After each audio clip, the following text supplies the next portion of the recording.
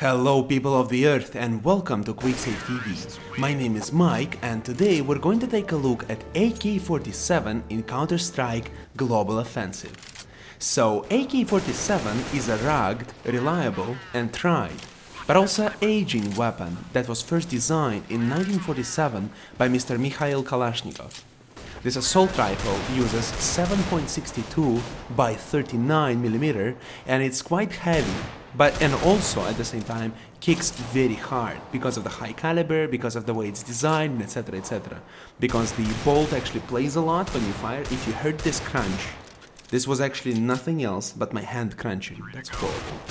Essentially, because of its caliber and the way it operates, the kick is very hard, and it feels the same way in the game as well. Not as in real life, but close enough. Over 100 million variants of AK-47 were manufactured in over 50 countries all over the world. Crazy.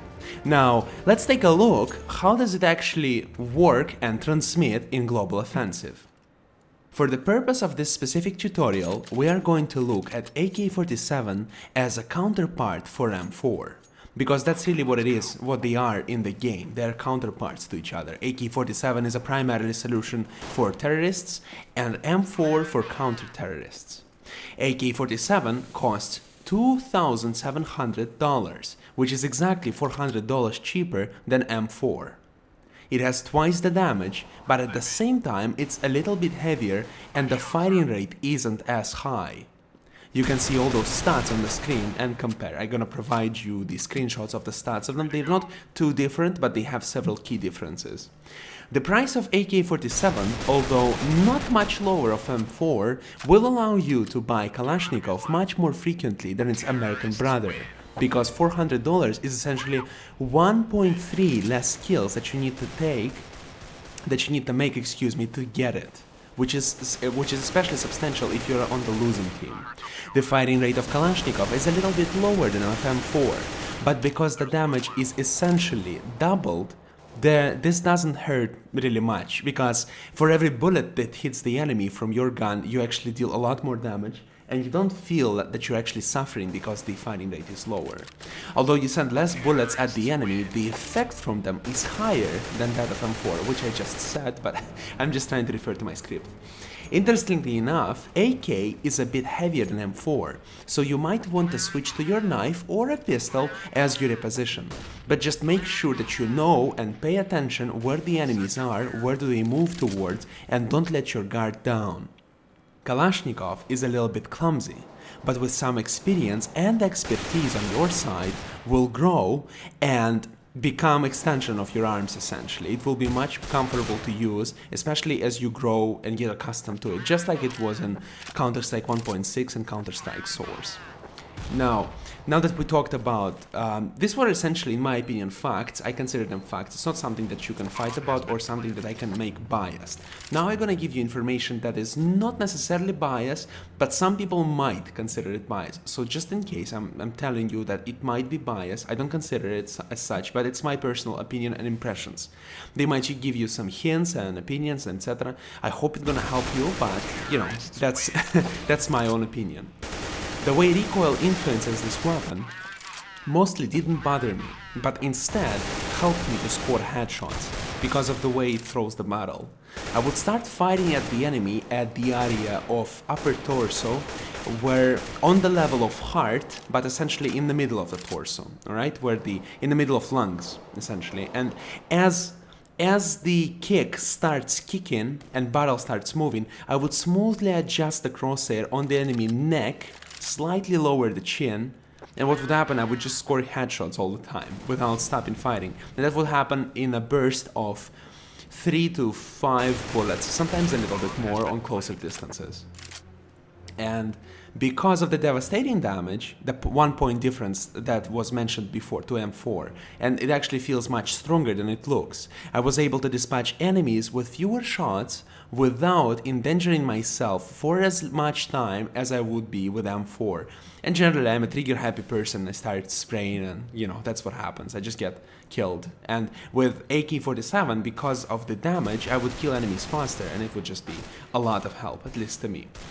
The side effect of slower firing speed is Even if you're a trigger-happy individual such as myself, you will not be able to spend your magazine as frivolously. Frivolously. I know what this word means, but I'm horrible at pronouncing it. Anyway, you understand, right? With not light-headed. You'll not be able to throw your bullets as easily as with M4 or Steyr or anything else that has more rapid firing speed than AK. And because of that, you will feel much more confident in combat with several enemies simultaneously or one after another when you don't have enough time to reload or retreat to a safer position. When firing from mid to far distances, mid-air is also very fun, but mid and far distances, try to avoid spraying completely. Instead, try to substitute it with bursts of 2 to 5 bullets. It seems to be working pretty well. 5 bullets works especially well in the mid-range. 2 bullets works great on a large distance. You don't really feel this recoil, but you know, as you go higher and higher, the chances to hit the target just decrease dramatically, and you don't really want to use full auto because of this. And I've been constantly noticing that I can easily afford AK47 as long as I kill at least 1 or 1.5 per round, so 1-2 enemies, counter-terrorists in this case, in a round, even if my team is actually losing. It doesn't feel so heavy investment and it's pretty much affordable. I've been constantly noticing that I can easily... I said it already, I'm a stupid. I've been constantly noticing that I repeat myself constantly. Noticing that I am noticing.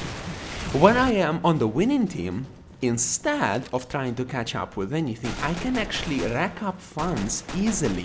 And even when I die and I'm still on the winning team, I can constantly rebuy Kalashnikov without spending too much funds, which allows me to create this trust fund, and in case things get rough and hairy, I will still be able to survive and be of a lot of help to my team. But again, just please keep this in mind. Even the best gun in the world, specifically in this game, will not make you a better marksman or a better player. All it really takes to get good with something, with a specific gun or game or a race, in this case with AK47, is stubborn practice with this specific gun. So go out and practice. This was just this set of ideas to give you a general understanding how the gun would operate and how can you get better with it. Okay, and that will be it for today's tutorial. I hope you was able to learn something new from all this, and I wish you luck in your own endeavors. Don't forget to subscribe in order to support my work and get notified when new content becomes available. Rate to help others find the video, and comment to share your impressions, ask your questions and offer suggestions. Have the greatest day and bye-bye. If I'd rather sit down and listen to Machiavelli or my teacher of microeconomics, he'll play against this guy in the Call of Duty trailer with a handicap and he will still come out on top. That's how cool he is, alright? Oh my goodness, for fuck's sake, that was creepy.